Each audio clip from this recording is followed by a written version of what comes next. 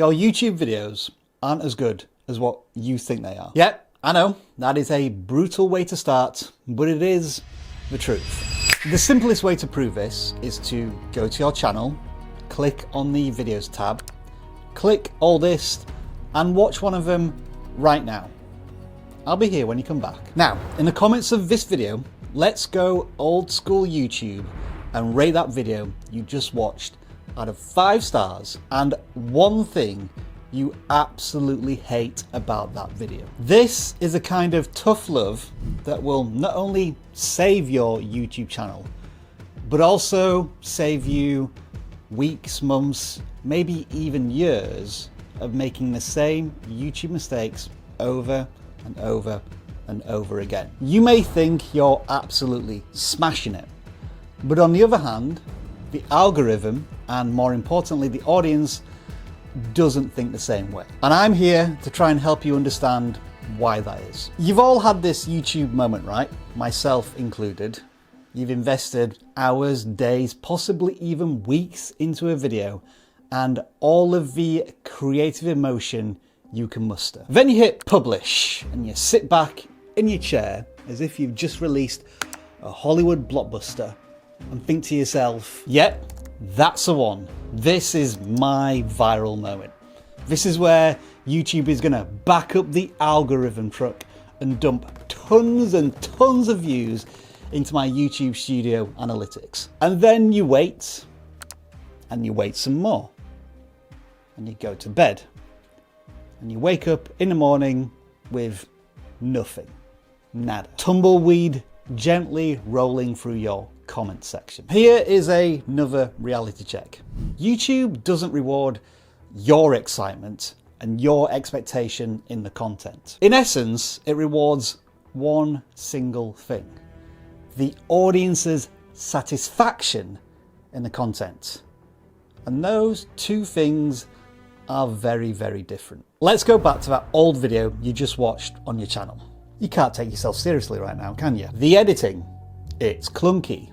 The pacing, it's like watching paint dry. And your on-camera presence or voiceover, it is so wooden, you deserve to be in the furniture department of IKEA. And why? No, seriously, why did you think that spinning text transition that looks like it's from a Windows 98 screensaver was a good idea? No, really, I'm asking why. Time is savage. It strips away your ego and shows you what your genius video truly was. And it wasn't no Spielberg, I'm telling you that. Not even Michael Bay. And this feeling, no matter how long you've been on YouTube, never really goes away. It's like a revolving circle of performative shame. Every once in a while, you'll need to check back on a video that you made 6 months ago, and you'll catch yourself saying, oh yeah, I remember when I thought that looked good. It doesn't now, does it? And then there is the classic comparison trap. You're sitting, stewing away with this one thought in your mind.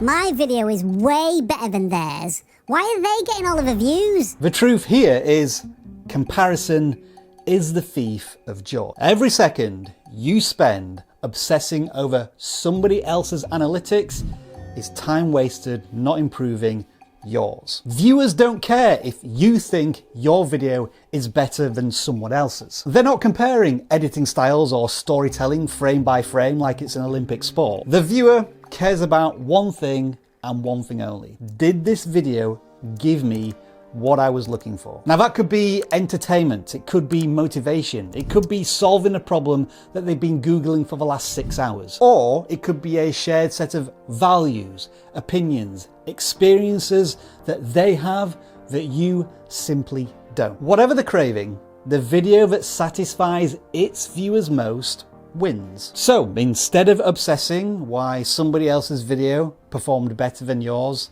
the smarter comparison is against you and your last upload. Did this video hold the viewer's attention more than the last one? Was the thumbnail more efficient at getting clicks? Did you communicate the idea more clearly? This really is the only scoreboard that matters. Progress not perfection. Comparing with yourself turns every upload into a step forward, while constantly competing and comparing yourself with others leaves you chasing algorithmic shadows. And this, arguably, is where we come to the biggest disconnect. Far too often, you are judging your content like a creator. My lighting was perfect, the graphics were cinematic, and it had more cuts than a Christopher Nolan epic. But typically, your audience doesn't care about any of that.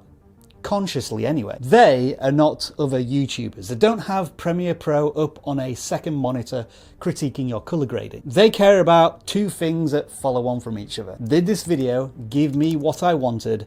And did it satisfy me in that regard? The idea, the story, the message, the values, the style, the tone. Basically, did you, the creator, communicate something worth watching to the viewer? Or did you just look fancy doing it? Because fancy doesn't win attention for long, but human connection does. And here's the truth most creators, including myself, don't want to hear. When it comes to YouTube, we don't get to decide whether or not a video is good.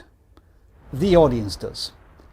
Every single time. They vote with their clicks, they vote with their watch time, they vote with their keyboards in the comments. Or worse, with silence. And spoiler alert, even though we are 6.5 minutes into a video, they are brutally honest. They don't care if you spent 8 consecutive nights slaving over a video. They'll abandon it in 8 seconds if you don't deliver on what you promised. That's 0.8 seconds if you make YouTube Shorts. However, now that we are 7 minutes into the video, and all I've done so far is vomit doom and gloom all over your YouTube channel, the fact that you're still here, still watching, tells me something about you. You want this really, really badly, don't you? You want to build something successful on YouTube and positively transform the lives of people who watch you. And none of these obstacles I've just mentioned are going to stop you, are they? I know, I feel the same way. Here's the light at the end of this brutally honest tunnel. If you do cringe at your old videos, find flaws, grown up things you see from a couple of months ago that you thought were genius when you were doing them at the time, congratulations. This simply means you're improving. This simply means you're leveling up. This means you're the type of creator who's not just going to upload a couple of videos, get disappointed, despondent, and quit. Because the creators who do quit, they're the ones who uploaded their first few videos and thought they were good enough to get themselves monetized. They're the ones who think, yeah, it's good enough, is actually good enough. But you're different, I can see it. You're learning how to constantly outgrow your own content. And in the long term, that's how you win on YouTube. Here is what experience has told me as a creator. Stop assuming your videos are brilliant just because you hit export. Instead, learn what your audience actually cares about. Start comparing your latest video to your previous video and no one else's. And be willing, no, eager to look back on the videos you made 6 months ago, cringe, and say to yourself, I can do better. Because the moment you can say that is the moment you've lapped all of those creators who are stood there waiting for a standing ovation from YouTube because they made a Fortnite montage back in 2017. And what the hell, eh? I shouldn't be immune to all of the things I'm saying right now. You, in this moment, are a viewer of a video on YouTube. And you have my permission to be brutally honest about it and the things I've said.